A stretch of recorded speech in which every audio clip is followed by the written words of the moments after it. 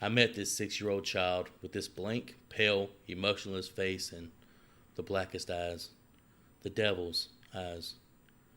I spent 8 years trying to reach him, and then another 7 trying to keep him locked up because I realized what was living behind that boy's eyes was purely and simply evil.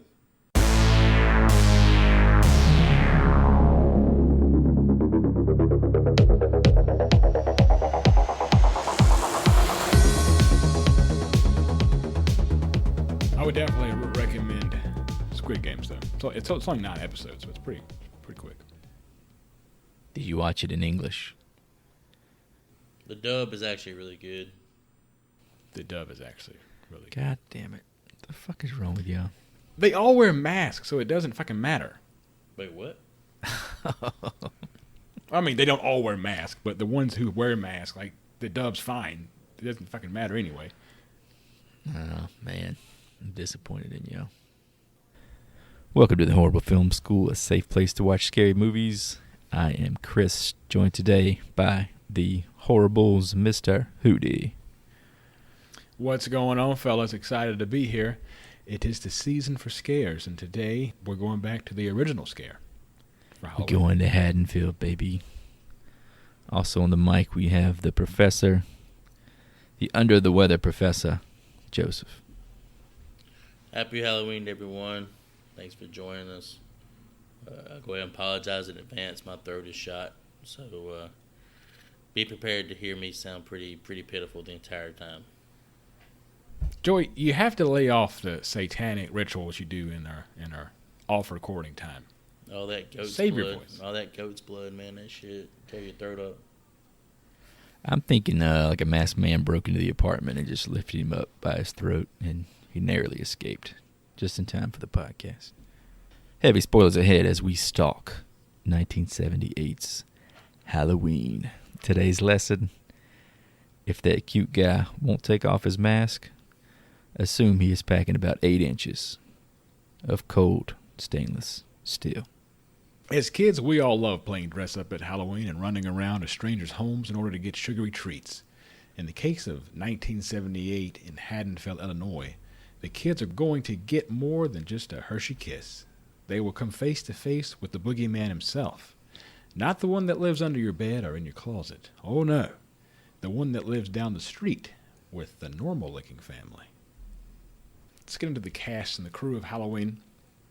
The writer and the director is John Carpenter, who, before everybody else says what they have to say, did Escape from New York and They Live. Wow, that's really the only two you're going to credit him with? Wow. Well, Joey, I left this open so you can just go ahead and All fanboy. right. Jerk off on the mic real quick. One of the greatest masters of the horror genre. Halloween 1, The Fog, Escape from New York, The Thing, my favorite horror film of all time, and probably one of my favorite films of all time. Christine, Big Trouble in Little China, They Live, Escape from L.A., Vampires. Everybody knows vampires. The fucking Alec Love Baldwin, me some vampires. Alec Baldwin and James Wood vehicle. Yes. As well I think as that was Daniel Baldwin. Dude, It's one of them. It's one. It was of the them. chubbier Yes. one. Yeah, the chub guy. As well as Ghosts of Mars with Ice Cube. I used to love that Yes, I movie. remember that Here's one. the thing: vampires and Ghosts of Mars both are like pretty shit. I really enjoy watching those movies.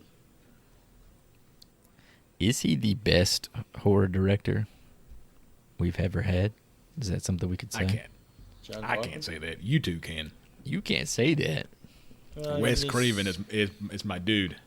Does he have as many hits, though? Yeah, but he's a one-trick pony. One Trick Pony. I don't know, man. Yeah, It's what- two pretty what big else does he have in that franchises. Beside like Nightmare on Elm Street. He did Scream. Scream, Serpent in the Scream. Rainbow, Oh my God, Scream is garbage. People Under What? the Stairs. Fuck Scream. Scream has his 5th one coming out like this. Yeah, Scream's got one January. coming out. People can't let go of this fucking franchise. Yeah, man. but Chris, you know what? Fuck him. Stay in power, man. None of these fucking movies would exist today without John Carpenter. They Live spawned Roddy Piper into the cinema world, so that was very, very cool of John Carpenter. Seeing the potential in Roddy Piper. Oh yeah, that's what this really about. The Rock needs to do a horror movie. Have you guys seen the trailer for the new Scream movie? And I think it just dropped like yesterday, right? I haven't seen it yet. Yeah, I watched it. I'm not sure how to feel about it. Is it a reboot? No, it's a continuation. Yeah, I think Nev Campbell's in there, right? Still Sidney Prescott. Nev Campbell, David Arquette, and the Cox, Courtney Cox. Courtney. Laurie Strode, played by Jamie Lee Curtis, who we know from The Fog and True Lies, and a personal favorite of mine for the season after Halloween and Thanksgiving is Christmas with the Cranks. Ugh. Is that a Tim Allen joint? That is a great Tim Allen joint and a great holiday film. What's up with Tim Allen and Christmas? Can he just let us have it? Jamie Lee Curtis, who do you mention? A few movies from her. I'm going to mention a few others that are personal favorites of mine. Trading Places, that's one of my favorite. Dan Aykroyd, Eddie Murphy films. My Girl. Talking about My Girl. Veda My Girl 1 and 2. Sultanfuss? Halloween H2O, the one that takes place underwater. Knives Out. Knives Out. Relatively recent movie. Daniel Craig, that's fucking fantastic. She'll also be playing... The donut hole has a hole. And she'll also be playing the role of Tannis in the upcoming Borderlands film. Can we go ahead and take a second here to ask the question? And maybe I'm just a dumbass. Why was Halloween called Halloween H2O? Like 20 years later. Yeah. Okay. Well, I Like guess that makes sense. H, then 2O, 20 years.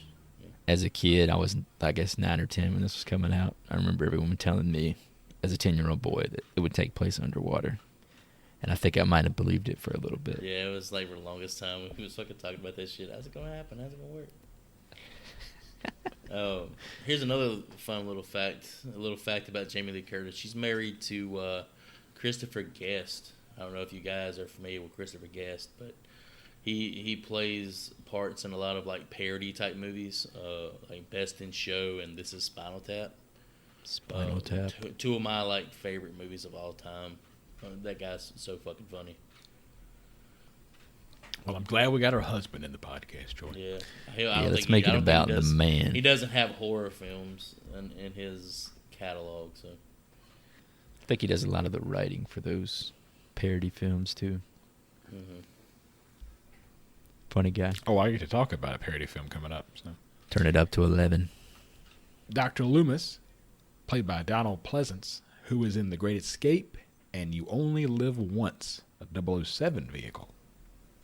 Next up, we have Annie, played by Nancy Keys, who is in The Fog and Halloween 3, Season of the Witch, Silver Shamrock Baby. Jesus Christ. Silver Shamrock. That movie, I hope we never get to it. I hope. Oh, baby. 2 more years, I'm counting it down right now. Before we get to Halloween 3. Happy, happy Halloween, Halloween, Halloween. Happy, happy Halloween, Silver Shamrock. Next up, we have Linda, played by P.J. Souls. Titties! Who was in Carrie and Stripes. Stripes is fantastic. Stripes is great. R.I.P. to John Candy. Yeah. Well, him and Harold Ramis, too. Ramis is dead as well. She was also in a few other, like, pretty cool movies. Jawbreaker. You remember Jawbreaker, Chris? Oh, yeah. Wasn't that a Rose McGowan joint Rose from the late McGowan's 90s? fine ass. Holy shit. Is that a prison film? They were like, I think Rebecca Gayheart was in there, too. They, like, accidentally killed their friend. Yeah, something like that. She also One of those plays late a role 90s in, teen girl things. Yeah. Plays a role in, like, Devil's Rejects as well. Next up is Sheriff Brackett, played by Charles Cyphers, who was in Major League and The Fog. Seems to be a formula here. Yeah, I think these are definitely some actors that John Carpenter likes to use. He also played a part in Death Wish 2, that Charles Bronson franchise. Kind of reminded me of Charles Bronson. Guess it's like the Kinda look does of like those Charles guys Bronson, doesn't in the he? late 70s with that, I don't know, that kind of face. It's That prominent. matted down hair. It's a manly face. Just a man through and through. Angry. A man you know drinks black coffee. Get this creamer shit out of here. Next up, we have Lindsay, played by Kylie Richards, who was in Watcher in the Woods and the Hung Over Games. Did you watch that trailer I put up, Chris, of the Hungover Games? Yeah, they look fucking awful. This shit looks so funny, man. You're crazy. I saw Jamie Kennedy there at the end. The They don't know how I fucking finished bear- the trailer at that point. The bear from Ted says, "I'm not racist. I have 8 black guys on my fantasy team." I think she's going to actually be making an appearance in the Halloween Kills due out pretty soon. Well, a lot of the actors, they actually reprised the roles that we've been discussing in Halloween Kills. I know Brackett's in there, Linda's in there, Marion, who we haven't talked about yet, she's in there as well. Yeah, I'm pretty sure Tommy is too. Yeah, I think so. Those will not be talked about. I've only got one credit left. Finally, last but not least, Michael Myers is played by Nick Castle, who was also in Escape from New York and Skate Town, USA, which was Patrick Swayze's first film. Always comes back to the Swayze. R.I.P. Patrick. That's all I have. If you guys have any other credits you'd like to talk about? Not really. This movie actually is pretty straightforward with the people that we've already talked about. I got one little bit of trivia here about an actor who spent a single day working on this project off camera. His only job was to sprinkle fake leaves on the ground and then pick them up. His name was Robert Englund. Oh, that is awesome. The budget of Halloween was a meager $325,000, and it made $47 million worldwide. Bananas. Most successful film of all time up until The Blair Witch. The highest paid actor in the entire movie, Donald Pleasance, only took home like $20,000. Nick Castle, who again played Michael Myers, was the former roommate at USC with John Carpenter, and he was paid only $25 a day for playing the role. Did he play the character outside of this movie as well? Like in Halloween 2 or any of the sequels? I know they used him in the 2018 Halloween. I think it was more really? for just like nostalgic value. Mm. I don't think he did all the stunts and the chase sequences and all that good stuff. Well, he's like 80 now. I hope he didn't. Jesus. But yeah, I don't believe he actually took up the mantle again after this until then. This was Jamie Lee Curtis's first feature film. She was paid a reported $8,000 for her efforts. Yeah, we can definitely tell it about her acting in this movie. Well, she got this job because of who her mom is, right? Yeah. Janet Leigh from Psycho. The story of Halloween is based on an experience John Carpenter had in college touring a psychiatric hospital, which sounds like a great field trip. Carpenter met a child who stared at him with a look of evil, and it terrified him.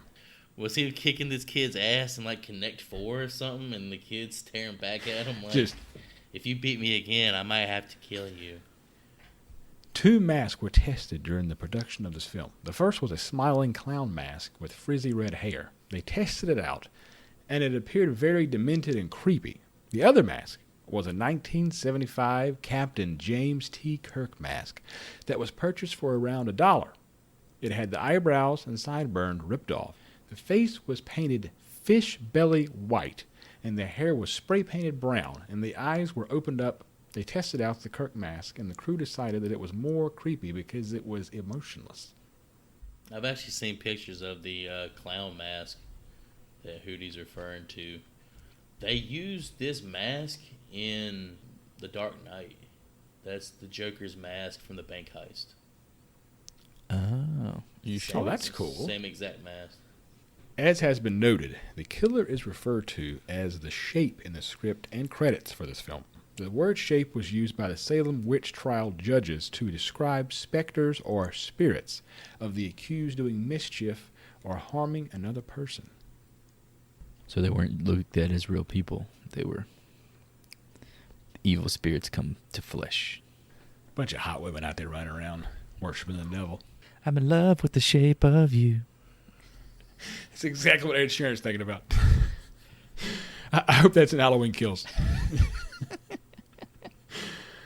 Finally, Roger Ebert, let's give his review. He said Halloween is an absolutely merciless thriller, a movie so violent and scary that, yes, I would compare it to Psycho. Nice. That's the ultimate praise. That's speaking very, very highly. And with that, fellow professors, let's get in Halloween 1978. Dum, dum. Fucking music, man. Gets me hype. Now I know what you work out to in the gym. Fucking Halloween Michael Myers mixtape. Fuck yes, man. The film opens up into credits, and the classic Halloween theme music is played. We also learn that the film is set in Haddonfield, Illinois. A POV shot shows Michael grab a kitchen knife in his childhood home and put on a clown mask. We'll see this throughout the movie, the whole POV shot from Michael's perspective. It really adds to the voyeuristic nature that Michael has. It's so creepy seeing him stalk around and creep in on his sister like that, And the breathing, man. Just... Darth Vader. And on top of that, during this one shotter that they do walking through the house, which is awesome, the boyfriend walks upstairs and has ejaculated and is already coming downstairs within 60 seconds. Oh, I thought that was quick when I watched it. He nutted and fucking he put his nutted pants and back got on. dressed in under I think it's under 90 seconds. He stuck it through the hole in the boxers and everything. Maybe it was like an American Pie situation where he didn't even make it out of the pants. Then he got embarrassed. Call me. Oh, yeah, sure. Blah. Yeah, I bet you want to call back after that great dick you just got. Michael then goes upstairs and kills his naked sister just as the parents come home to see the bloody blade. His mom's standing there with her hands in her pockets like, "What did you do this time, you little shit?" Like that pull away scene where the camera's like pulling back. They're all just sitting there motionless. So strange. Yeah, like you walk up on your, say, 10-year-old son holding a gigantic bloody knife, and you just say, "Michael?" Just stare at his little ass for like 30 seconds without whipping his ass or tackling him to the ground. I mean, the blade's covered in blood. You can see it. Like, they're not really worried to go check and see if he at least stabbed the dog. At least. At the very least. At the very least. That sister was not in high school. According to her headstone letter on the movie, she's less than 16. She's like a month away from being 16. Something in the chicken in Haddonfield. And that is some good research right there. Hey, you know Gotta me. chill from that one.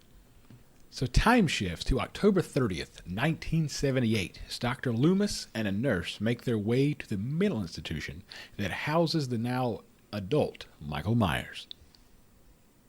As they approach the facility, they see that the patients have escaped.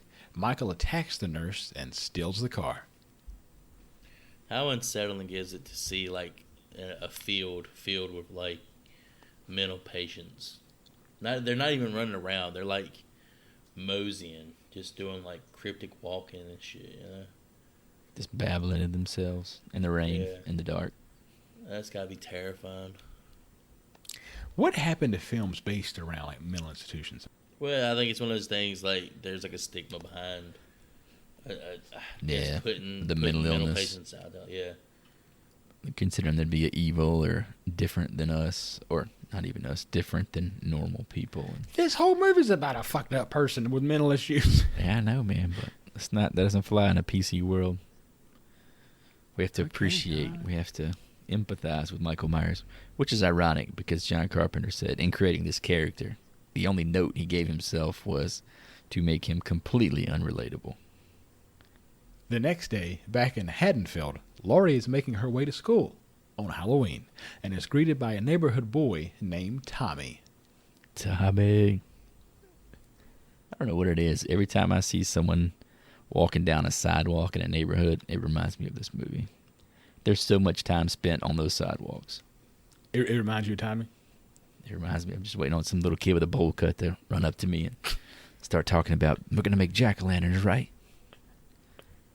Yeah, buddy. Laurie has to drop off a key at the Myers house for her father before going to school. When she drops it off, Michael Myers is there and begins to follow young Laurie and Tommy on their way to school. It's not explain why he was in his childhood home. He just went there because he knew it, I guess. Well, who says you can't go home? There's only two places he's been his entire life, and that's like the mental institution and his home. So if you leave your mental institution, I guess, go home. How the fuck does he know how to drive? Dr. Loomis talks about that later in the movie. Maybe someone around here gave him lessons. That's kind of a shoe-in. Who the fuck is going to teach a mental patient how to drive? There's an aura of mystery about the guy. That was a great line. Is he, of all the big slasher iconic, these types of guys that we all know of, is he the only one that can drive? I'm thinking. I don't want to have an awkward pause in the podcast, but I think you are correct. We know Jason. Nope. Well, yeah, you're right. I was about to say the Jeepers Creepers guy, but he is not on that same pedestal. Yeah, nobody gives a shit about that guy. Nobody remembers his damn name. We know Jason can drive a machete through somebody's sternum. Hold on, wait. Chucky can drive. Chucky don't fucking count. Chucky can drive. He used the dude's dead foot. Well, damn, he can drive really good then. If he's using somebody else's body parts.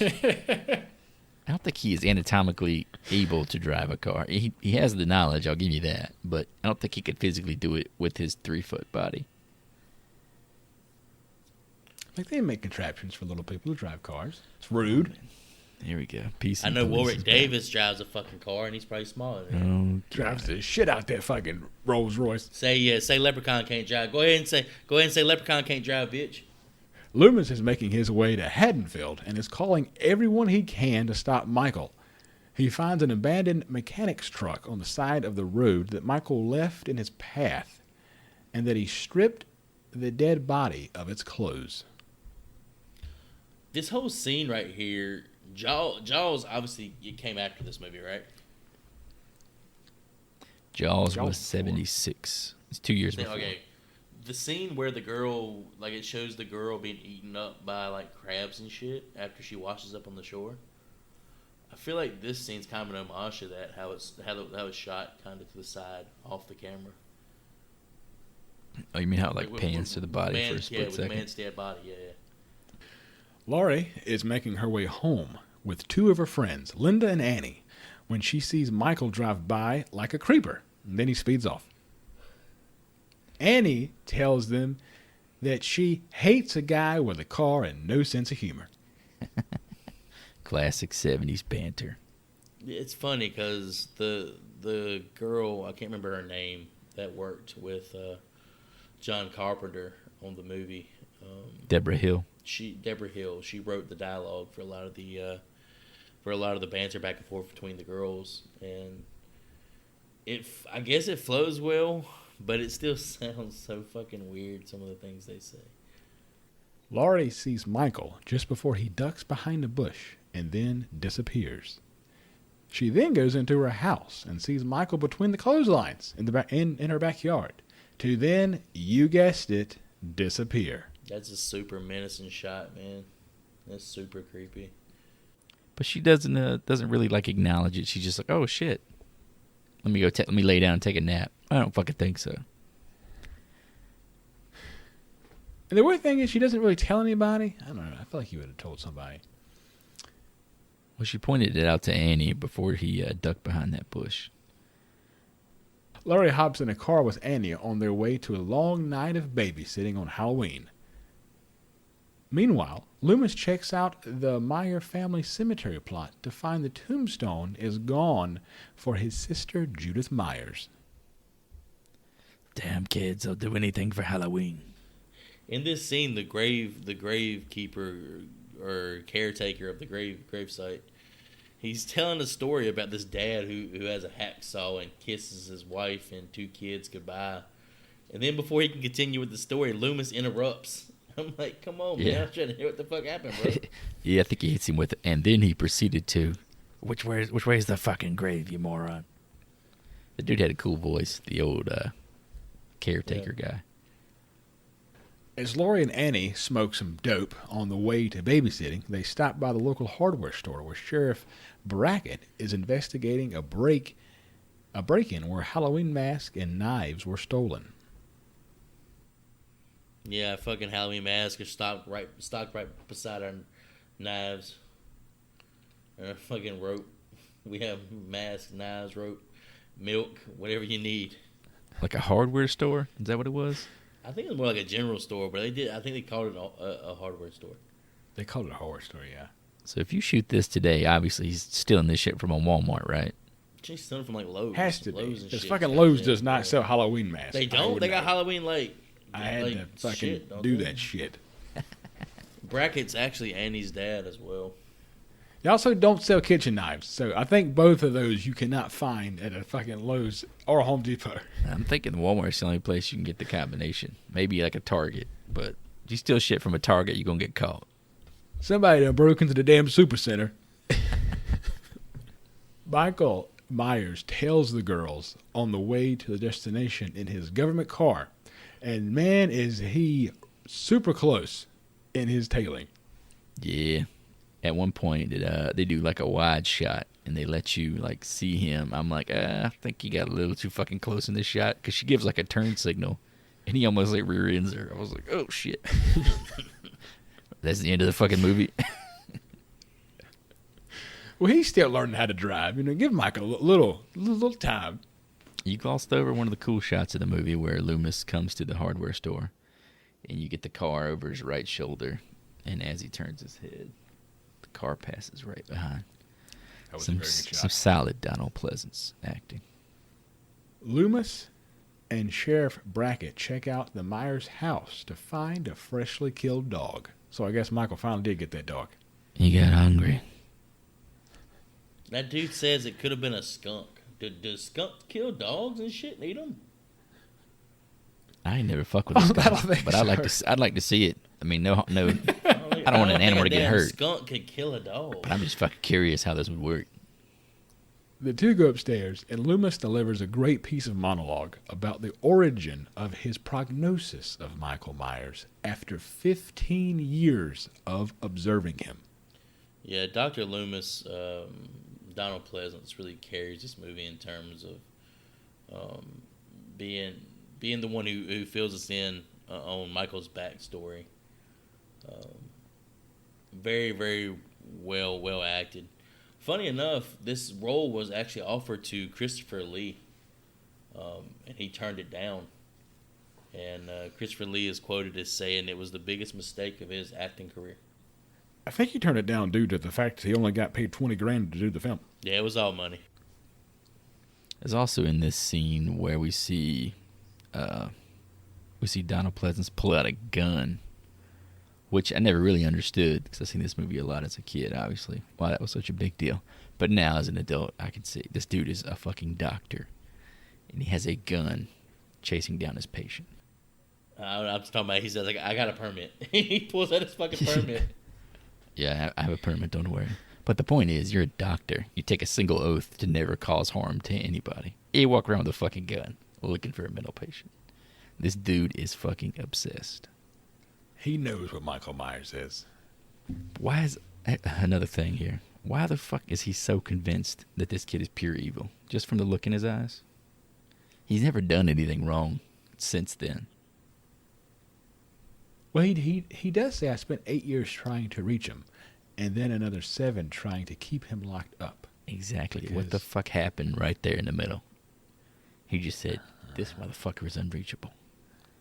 I want to rip your fucking balls off. Here's and eat the them. funny part Oh, about you fuck. talking about All you right. want to see what happens.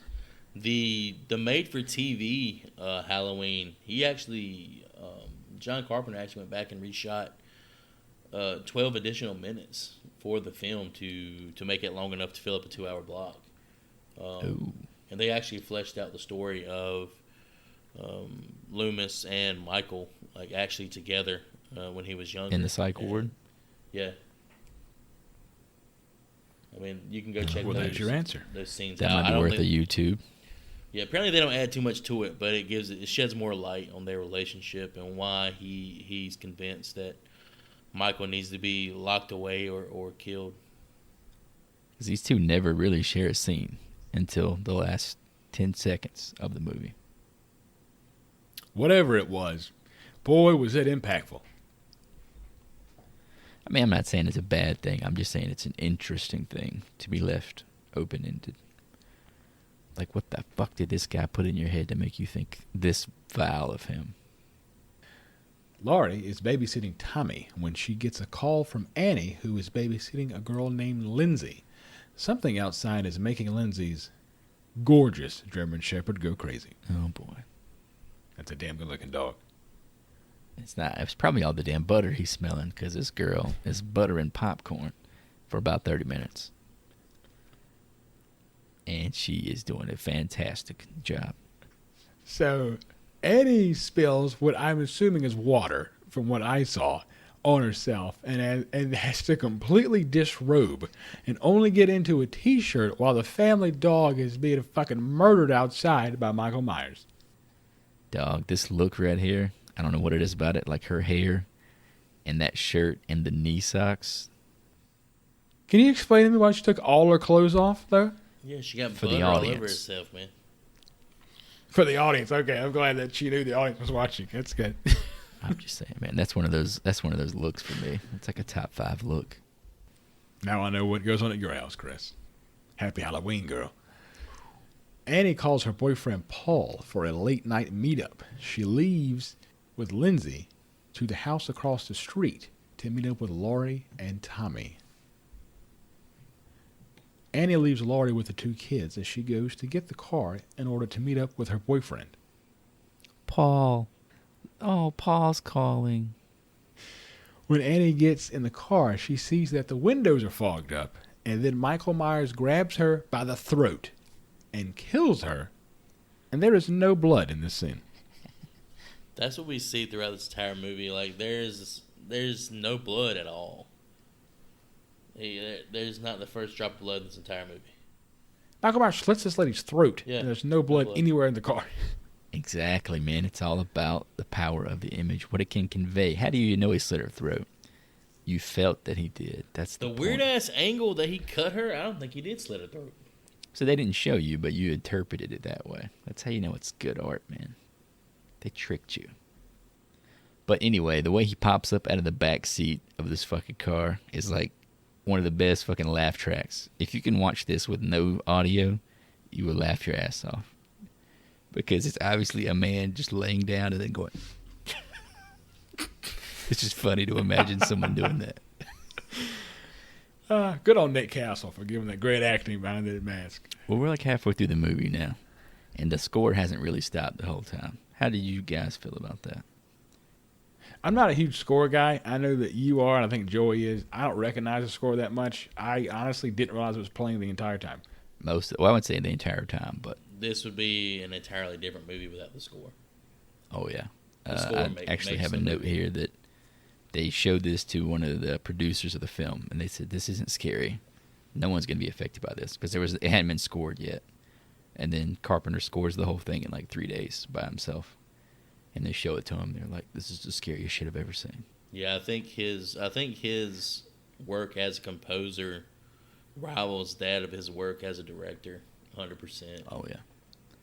This is top 5 movie scores of any genre. Yeah, I totally agree. Tommy sees Michael carry Annie's lifeless body into the house, and he freaks out, as you would. Laurie doesn't believe him and tells him to cut it out. Just cut it out.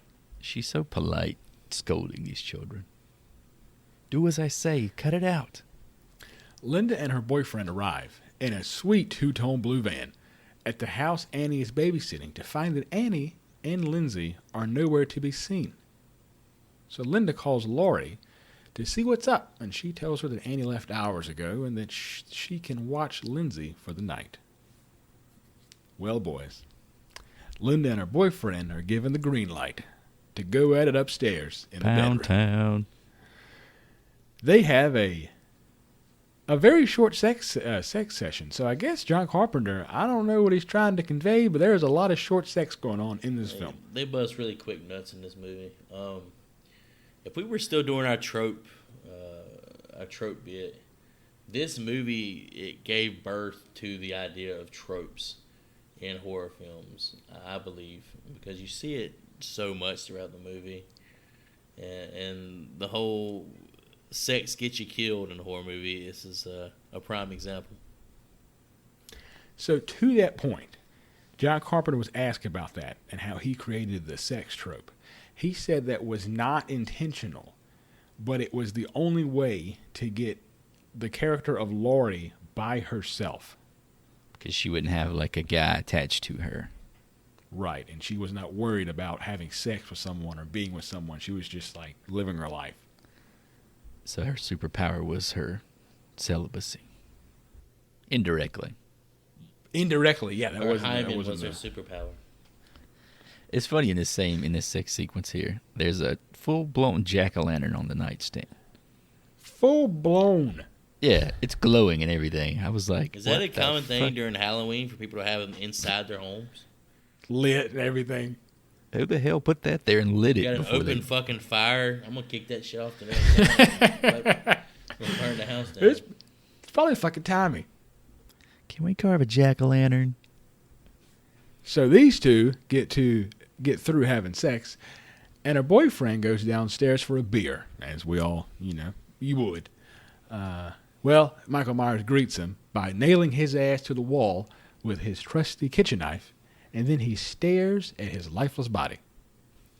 This is like where it is established that Michael Myers has almost like otherworldly strength, because he picks him up like with one hand against his throat and pushes him up the wall and is able to pin his ass to the wall with a knife, and for that knife to bear his weight, it's pushed so deep into the wood.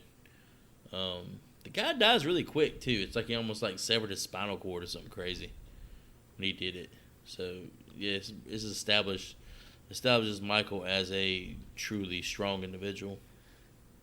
Almost superhuman.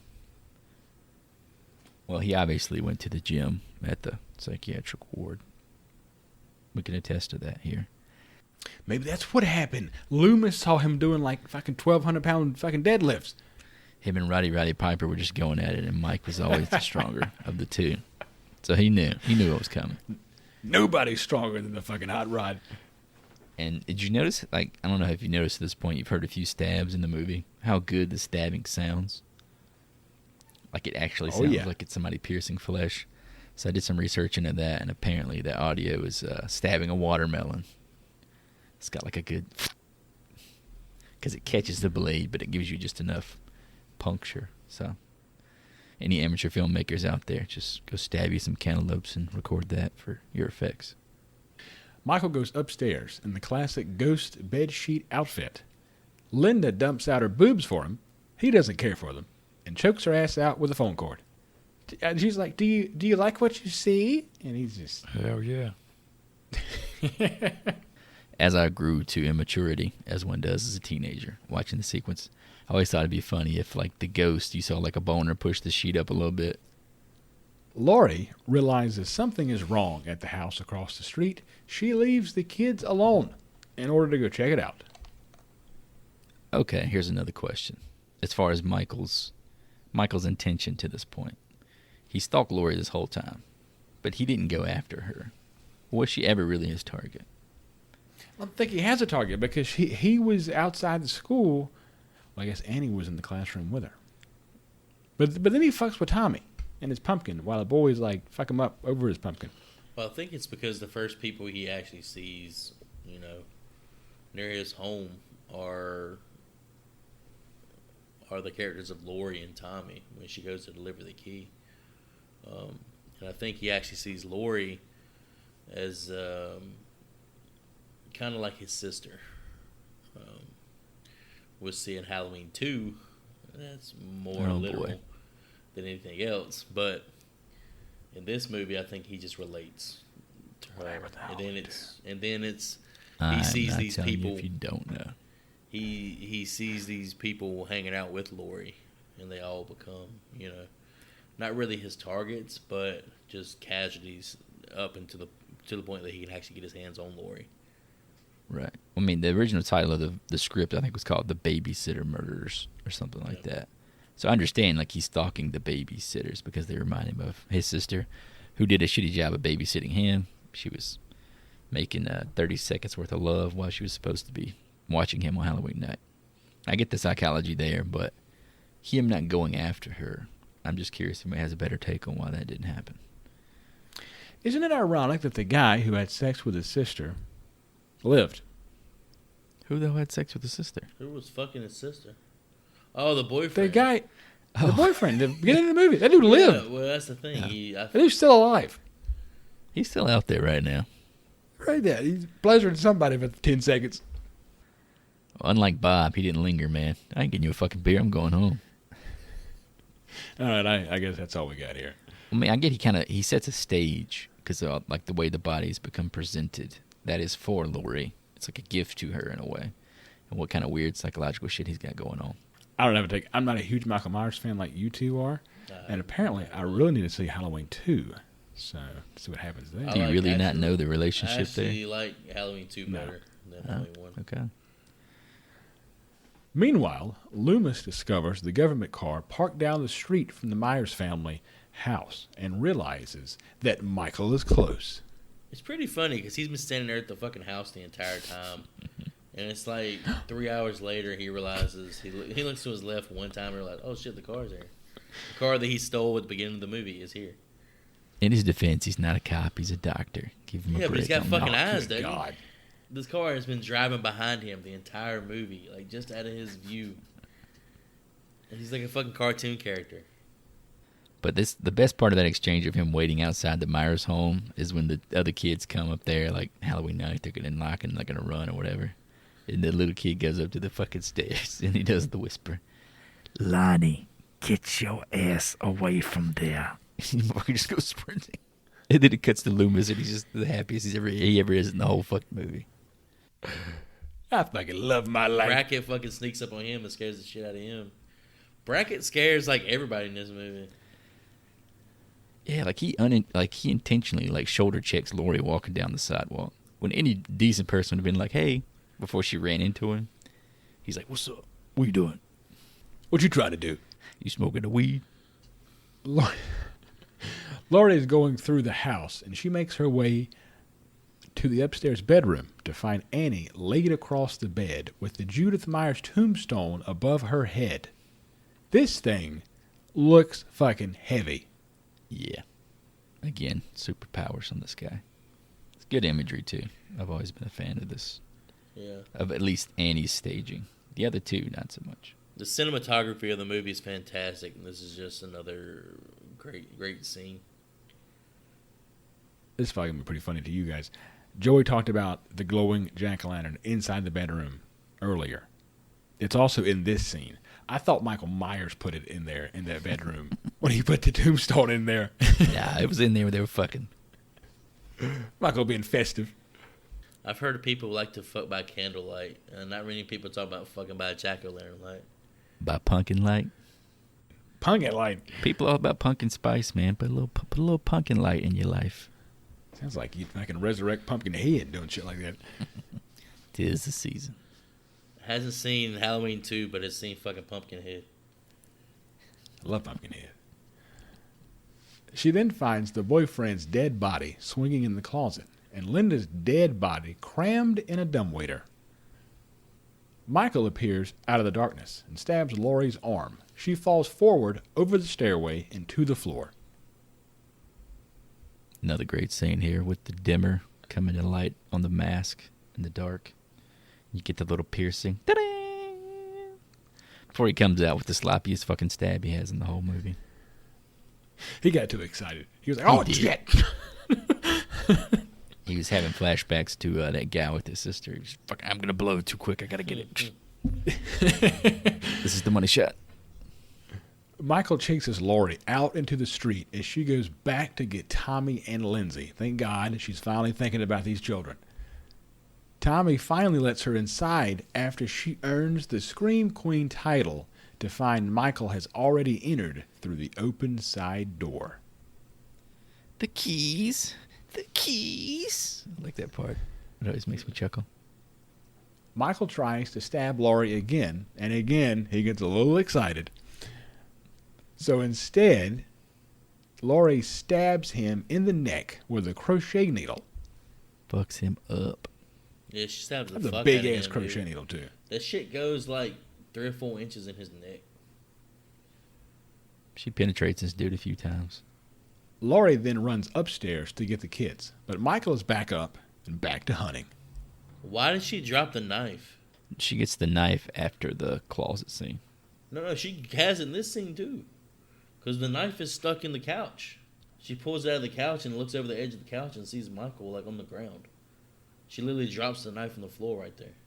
Laurie hides in a closet and is forced to stab Michael in the eye with a clothes hanger, and then stabs him in the stomach with his own knife after he breaks into the closet after her. You gotta have them wire hangers, man. Metal wire hanger. But yeah, the closet scene is fucking great. Laurie sends the kids for help as Michael rises up Kane style, and yes, WWE Get the Kane fuck style, Okay. to continue his rampage towards Laurie. What One are of you those upset things for? preceded the other, Hootie. I I'm gonna say understand Kane rose up Michael Myers style. that was the beginning of how the wrestler Kane got his attribute of rising from the mat. This is one of the best shots in the movie too, because she's in the foreground and you have like the blurred background, him popping up, and then it's dead silent. There's no musical cue, and he just turns his head to her. The movie has so many shots like this, man, that are just like great.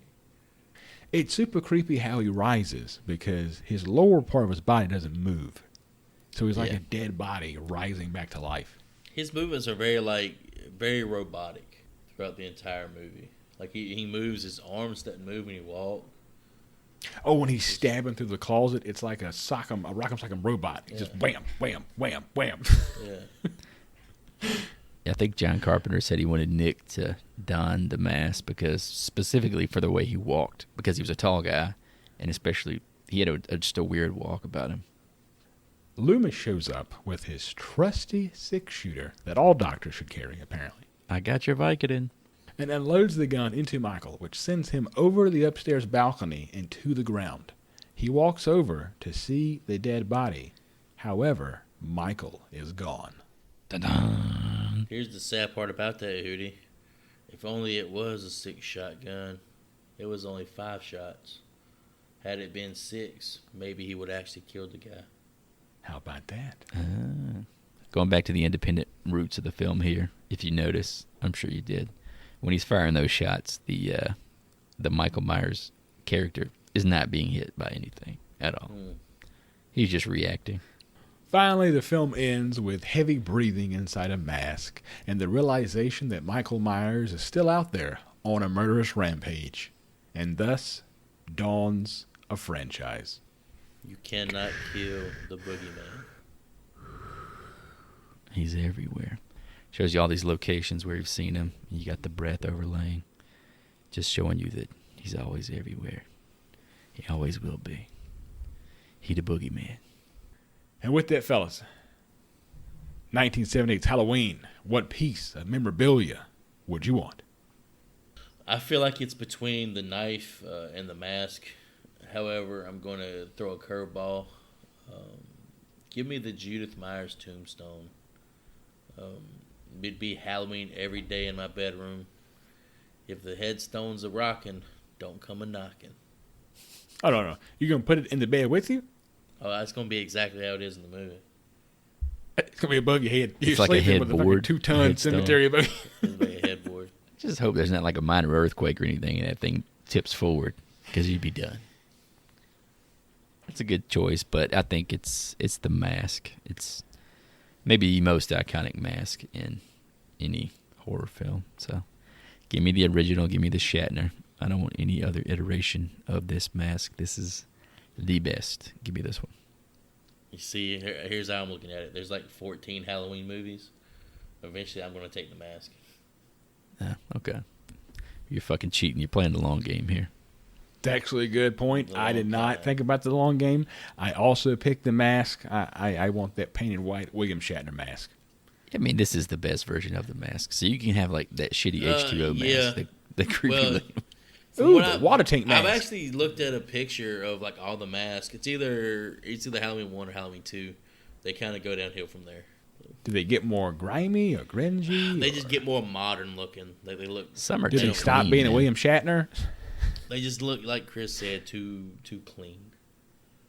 And then some are too dirty, like those Rob Like Zombie the ones for Rob Zombie, they look fucking stupid. I mean, They it's look just like Rob something you Zombie get at Hot being Topic. Fucking Rob Zombie, yeah. So some of them are like crystal clean white? Yeah. Interesting. Let's get into Rotten Tomatoes fan reviews. I got 2 this week for you fellas. First up is by Blaze T. Hell of a name. Cheesy, dumb, and often boring. Halloween started every bad horror movie cliche that we all know and hate. 1 star. My man. Jesus. Fucking Blaze. But to his point, we actually go, what is it, an hour into the movie before anybody gets killed after the initial kill. I like the build up. I like the suspense, but what he's saying is, for the most part, the movie's kind of boring. I'm a I don't slow agree burn with guy. him, but I can see him saying that. Yeah, he's full of shit. He proved himself wrong when he said this started all the cliches. There's a reason all those things were copied for perpetuity. And the second one for this week is from Mike D. Mike Diamond. The movie can be a bit boring, but once Michael Myers starts doing his thing, the movie becomes very thrilling. 4 stars. It's just really hard to get bored in a 90-minute movie. I'm sorry. I got no patience for people who don't have that kind of patience. I can just see this guy talking about this review. Once he starts doing his thing, man, that damn movie pops off. Slash, gash, cut another hole in your ass. All right, fellas, let's wrap up Halloween. I know we have a lot more coming up in the years to come. Some good, some definitely bad. Looking at you, Halloween 3.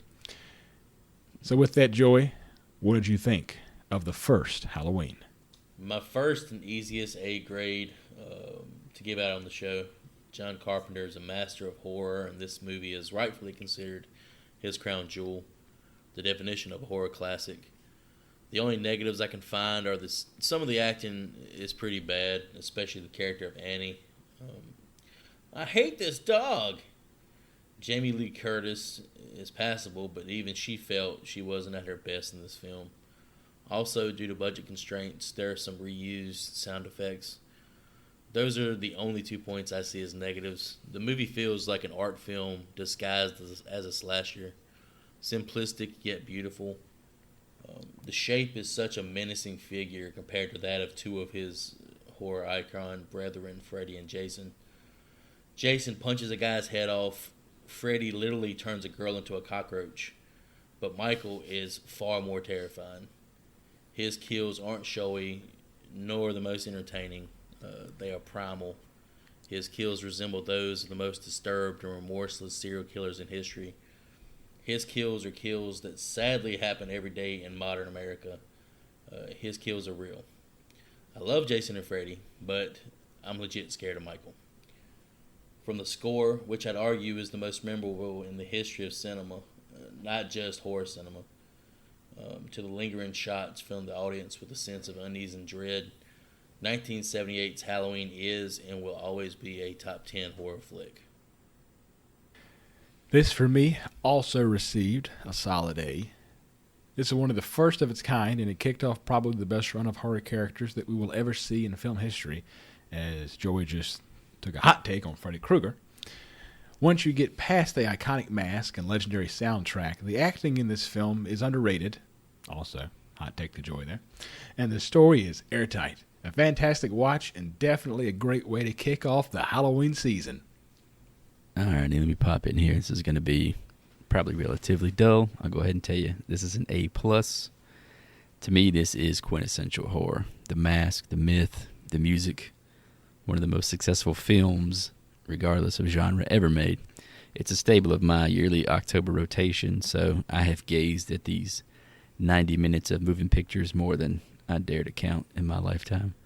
And with that being said, this entry is still fresh, and obviously, franchise is still chugging along. And of the major franchises, I feel like this is the only one to transition into the reboot world and keep its staying power, which is a pretty telling fact. I do root for those other franchises to succeed, but I will always extend the favoritism for my first love, my first fear, Mr. Michael Myers. Well, that was a beautiful love letter. Alrighty, with the wonderful Halloween behind us, let's recap our just for shits and giggles guesses on the Rotten Tomatoes audience fan scores here. Let's see. I'll go with the high guy first. Mr. Hootie went with a 93, and Joseph with an 86. Myself, I said an 82, just because I don't trust people in general. The actual audience score for Halloween was an 89. It's right there in the middle of the two other professors here. Joy would have been within 3, but yeah, we use luckily for us, we use the Price is Right rules. If you go over, you're fucked. Walk, walk, Damn it! I should have went with the $1. Dun, dun, dun, dun. Luckily for us, that didn't count. So Joseph will We'll not be watching picking Troll our next 1. film. It's not called Troll. It's called Troll 1. If you folks remember back to our previous guesses for Evil Dead 2, your boy did hit it on the mark there. So I am in charge of choosing our next film here. I feel like we've been through some pretty prestigious films. Evil Dead 2, Halloween, both of these are right around the A mark. Obviously, we all graded it on a pretty high curve. So with that in mind, and with us still We're going to do session 9.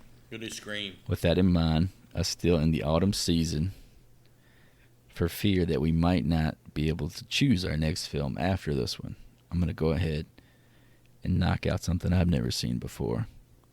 Might not be quite on the same level of these two, but we're going to find out. It's a film called Thanksgiving.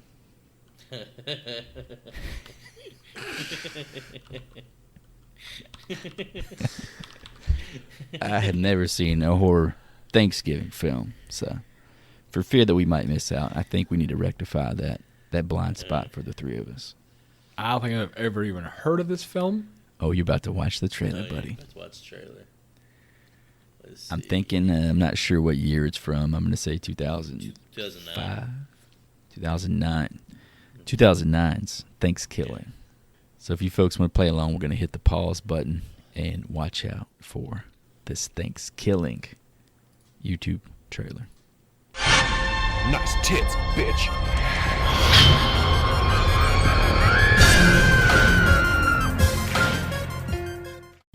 Yeah, that's Thanksgiving. You're welcome.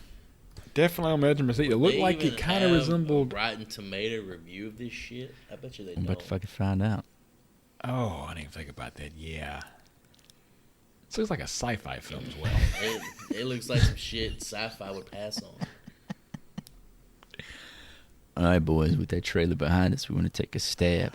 Or maybe even let's carve up a piece of a Rotten Tomatoes fan score. I'll go ahead and get this party started off right. I'm gonna say a solid 30. It's going to be one of those bullshit audience. It's gotta be low though. It can't be anything over 30. I don't think. There was legit a line in the film that said this was devoured by a beak, but not any beak, a turkey it's beak. A That's a the fucking line. nerd guy fucking diagnostic is a turkey beak. I'm going with a Rotten Tomatoes score of 21. This looked pretty fucking, pretty crass. I'm going to go with a 15 on this. We're all over the place, but we're all over like the shit places. I guess I'm a little Yeah, optimistic. low fucking expected. This might be the worst thing we've watched. Thank you for listening, as always. You can find us on damn near any podcast platform. Check out the socials and whatnot on the website, horriblefilmschool.com. Subscribe and follow to spread that Halloween love. If you can, leave us a review on Apple Podcasts. That goes a long way.